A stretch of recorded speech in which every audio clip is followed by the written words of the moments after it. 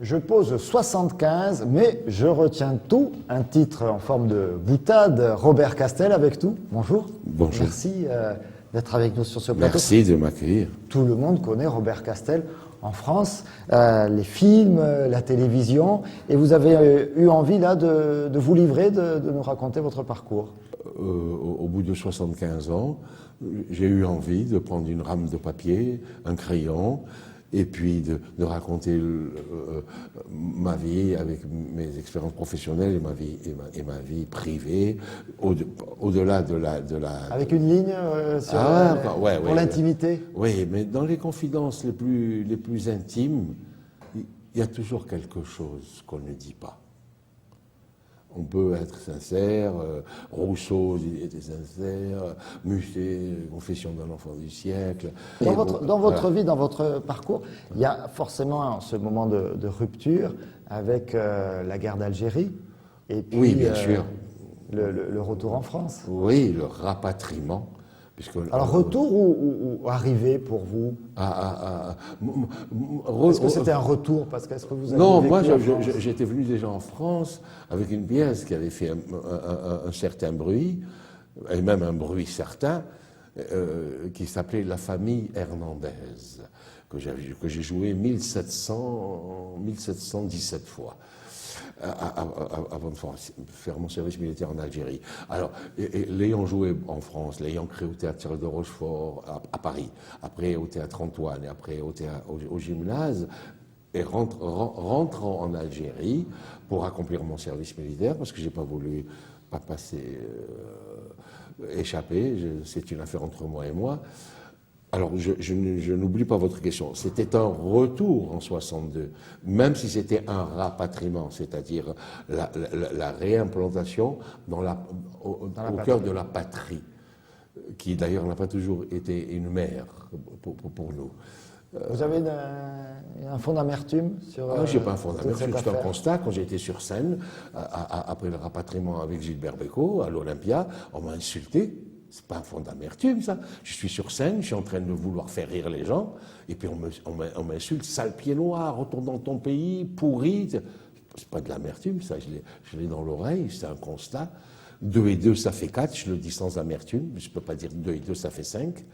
L'image, elle vaut ce qu'elle vaut, mais c'est pas c'est des blessures. Mais c'est pas la merde, il n'y a pas d'esprit de revanche. C'était la vie, c'était la situation politique. Ce sont des faits historiques, mais qui, chez vous, ont généré de l'amertume. Ah non, pas du tout. Non, vous avez passé sur... Ah non, je rappelle, je vous rappelle. Non, c'est pas... Comment il faut le dire? Ça fait 10 ou 12 fois que je répète. Et chaque fois que j'annonce quelque chose, je l'étaye. Ça, c'est peut-être gênant pour mon interlocuteur, mais il faut qu'il baisse la tête. Il faut qu'il ferme sa gueule pour parler. C'est obligé. Ça emmerde Aragon, si grand soit-il, mais oui. Alors, vous avez réussi malgré ces épreuves. Bon, alors ça, c'est des événements. Ouais. Alors c'est comme ça qu'on a voulu gagner.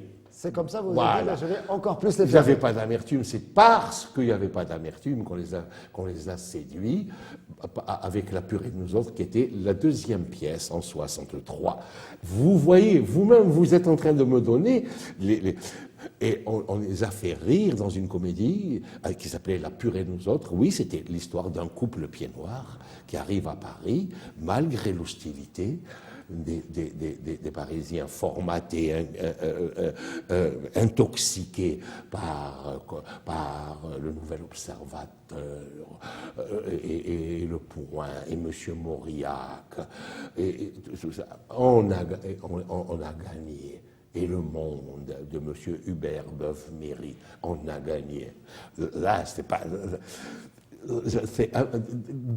J'attends que vous me posiez une question qui me mette en... Là, je suis ni Pierre, ni Paul, ni Jacques. Moi, je ne fais pas à la télévision, c'est un jeu de mots, il vaut ce qu'il vaut.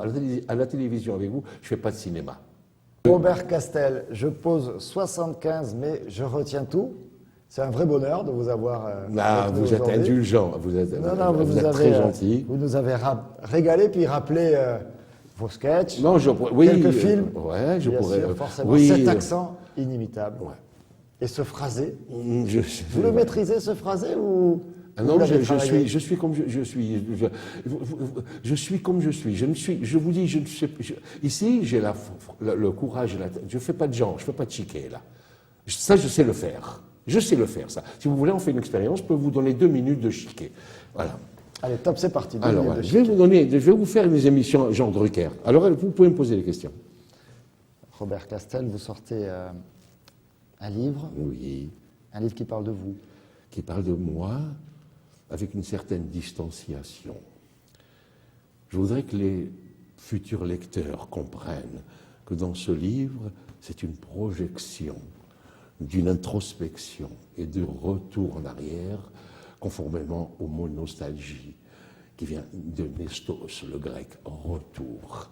Et dans ce livre, je projette des images dont mon esprit s'est imprégné, mais de façon ouverte, avec un libéralisme mental, en ayant le goût et l'envie de faire partager les rencontres que j'ai eues avec des gens qui s'appelaient Daniel, je vous le dis dans un désordre tout à fait inspiré, Daniel Gélin et Micheline Prel dans une série culte qui s'appelait Les Saintes Chéries, Jean Rochefort, Mireille d'Arc dans le Grand Blond avec une chaussure noire, Pierre Richard dans Je suis malade mais je me soigne, je suis timide mais je me soigne, les Déracinés avec Claude Brasseur, tous ces gens-là, Jean Robert Castel, Poiret. comment vous vivez actuellement la médiatisation d'un pied noir comme vous, qui a eu un autre destin, Albert Camus? Je la vis de loin et de près. J'ai eu le bonheur de rencontrer Albert Camus à Alger. Lorsque je sortais de la faculté d'Alger un jour, il était en compagnie d'Emmanuel Robles. Je commençais ma première année de licence de lettres et Emmanuel Robles m'appelle. Je revenais avec un peu le prestige de la famille irlandaise et j'ai parlé. Camus était au courant du succès que j'avais remporté et il me fait des compliments qui me gênent, malgré mon degré mental de culture d'attardé intellectuel. Je savais que c'était Albert Camus. Il n'avait pas encore eu le prix Nobel. Et nous avons parlé de tout, et lui et moi, par gêne de ses compliments, je l'ai mis sur le football, et nous avons parlé beaucoup de football. Il connaissait beaucoup, comme j'avais joué au football, je lui avais parlé de l'ASSE, du RUA, ce sont des noms de clubs algérois. Alors, pour vous répondre à votre question, comment je la vis? Je la vis en spectateur, j'entends sa fille qui est contre son entrée au Panthéon, mais je la vis comme peut-être une remise de pendule à l'heure par rapport à Sartre, à qui il arrivera la même chose le jour de l'anniversaire de sa naissance ou de sa mort. C'est un emblème pour vous des pieds noirs, de ces Oui, Français pour une d'Algérie, phrase. Albert Camus. Pour une phrase, entre l'Algérie et ma mère, je la cite pas, j'avertis tout de suite, je la cite pas tout à fait, Façon littérale, je la oui, sors du peut-être. contexte. Entre l'Algérie et ma mère, je choisis ma mère. Ça a été une phrase comme une espèce de flambeau que les Algérois, qui voulaient que l'Algérie soit française malgré leur inculture et malgré qu'ils étaient manœuvrés, parce que tous les peuples sont manœuvrés par les princes qui les gouvernent. Ça fait 60 milliards d'années et ça continuera comme ça.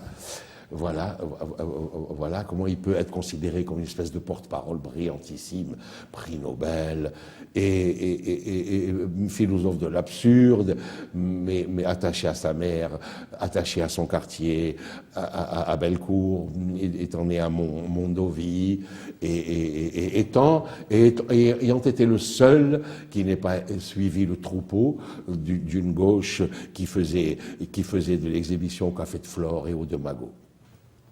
Robert Castel. Ça, je sais le faire. Vous avez été très Oui. bon dans les deux registres. Merci Ça, je encore. sais le faire. Je pose 75, mais je retiens tout. Un livre de souvenirs, Oui, la famille irlandaise, l'Algérie, et puis tout votre parcours voilà. d'artiste. Merci à vous d'avoir été avec nous. Merci à vous.